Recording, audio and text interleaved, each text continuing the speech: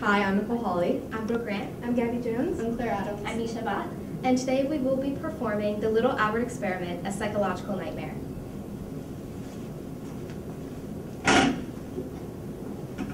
Good morning, class. Today we are going to begin our discussion on one of the most important psychological experiments of all time, the Little Albert Experiment. This experiment was conducted by Dr. John B. Watson and his assistant, Rosalie Rayner. The focus of the study was all about fear. Watson's goal was to condition fears of objects, like white rats and rabbits, into a young child known as Albert. His real name was Douglas Merritt. The next point is the Little Albert Experiment was a scientific advancement that both deprived a child of his rights while also fulfilling the responsibility of two doctors. Now, fears can be developed through a combination of both genetics and environment. Children, however, can cultivate fears by going through a traumatic experience.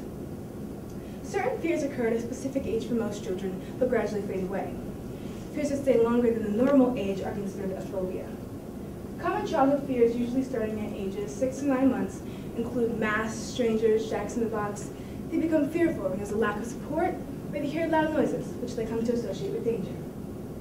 The Little Albert Experiment started when Albert was 8 months and 26 days old. Separation anxiety is when a young child does not remember what his or her parents' faces look like. So it's commonly believed that Albert suffered from this, along with many other psychological issues during this experiment. Now, Watson and Rayner worked extremely hard to execute their goal of cultivating fears in Albert through stimulations with loud noises. Now I'd like to show you a quick video on how this experiment happened.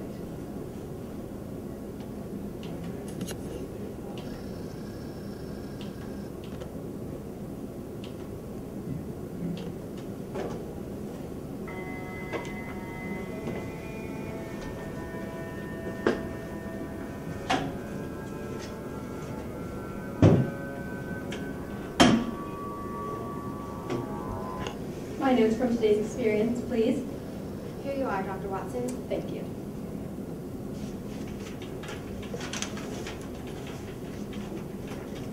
Little Albert Experiment, month 11, day 10.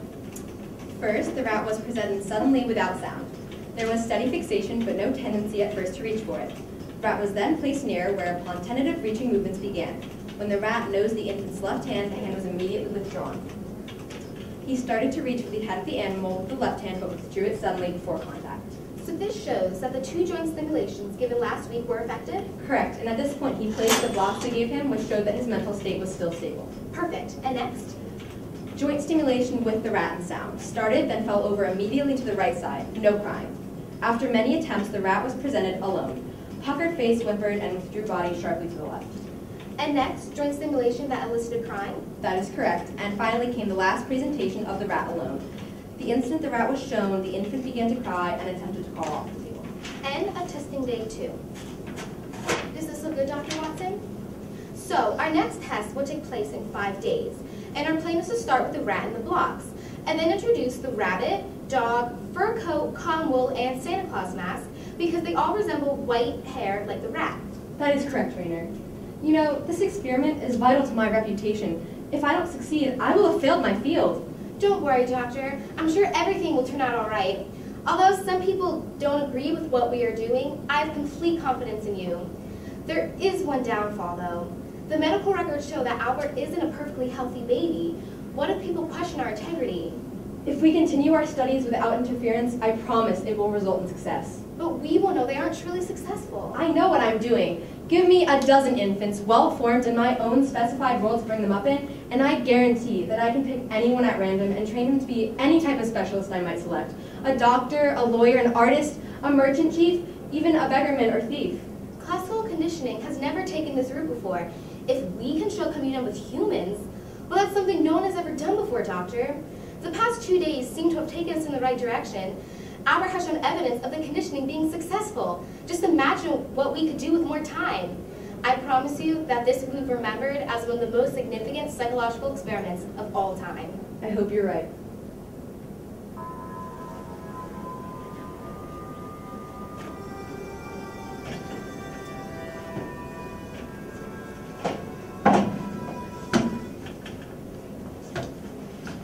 So as a hope you've gained from today's class, the Little Albert Experiment is known as one of the most significant psychological experiments of all time.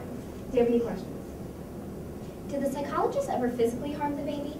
No, they never physically harmed Albert, but some could argue that they mentally harmed him by filling his head with fears that could have led to brain damage.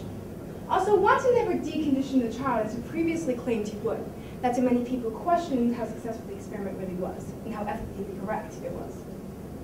Yes? If they never deconditioned the fears, does that mean he had them throughout adulthood? Actually, Albert died around the age of 6 due to hydrocephalus, which is having excess fluid in the brain. That's when many people wonder how successful the experiment really was. When it was discovered that Albert had this condition, many people questioned the integrity of Watson's work. They thought a baby without hydrocephalus would have reacted differently. How did they actually condition the fears into the child? Well, like I explained in the beginning of class, children can develop fears by going through a traumatic experience. They continued to make loud noises behind Albert when he was presented with the objects they used, such as the white rat or rabbit. Because children have an innate fear of loud noises, he began to develop a fear for it. The unconditioned stimulus of the loud noise triggered the conditioned response that led to the reaction of panic. Yes. Isn't this kind of considered torture? The little Albert experiment was controversial because many people believed that they were taking away the rights of a poor innocent child, but others strongly believed that it was a doctor's responsibility to advance their psychological research. Class dismissed. That poor child, they put him through such a torturous experience. Well, it's actually quite intriguing. Without this experiment, we wouldn't know that much about how the brain works when reacting to fear. Well, like Professor Jones said, he had a brain condition and was suffering from separation anxiety, so the experiment might not have been that reliable. They risked Albert's mental health for a study that was unethical. But he wanted to go beyond what other scientists did. They used a human as their test subject, even though they knew it would be frowned upon.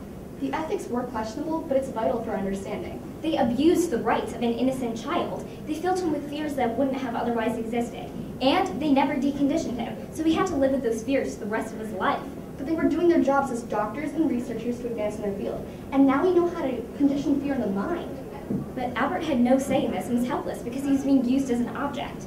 Today, this experiment would never be allowed because while learning is vital to the world, the welfare of the test subject is more important. But they had reasons for conducting the test, and they had the mother's consent. Yeah, but... So while he couldn't choose, his mother did for him. And as long as they had their permission, they were able to do whatever they wanted. And in the end, they answered their questions, and that's most important. He was being manipulated. In today's society, a study like this would be prohibited from being conducted in this way because psychologists have ethical guidelines they have to follow. If they had those guidelines back then, Albert wouldn't have psychological damage. But he was a major step in one of the most revolutionary psychological experiments. Yes, you can argue that his rights were violated, but the well-being of an individual is way less important than the welfare of generations to come. You know, I think the reason why we're arguing about this so much is because, like we learned in class, the Little Albert experiment was a scientific advancement that both deprived the child of his human rights and fulfilled the responsibilities of the scientists.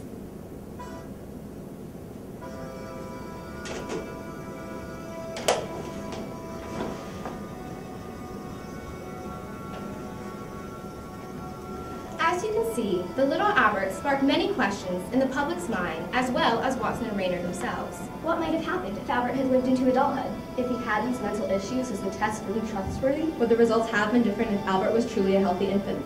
You can look at this experiment in two ways. One, that it violated Albert's rights, or that it was the doctor's responsibility to advance in his field. But the real question is something this revolutionary worth so many risks?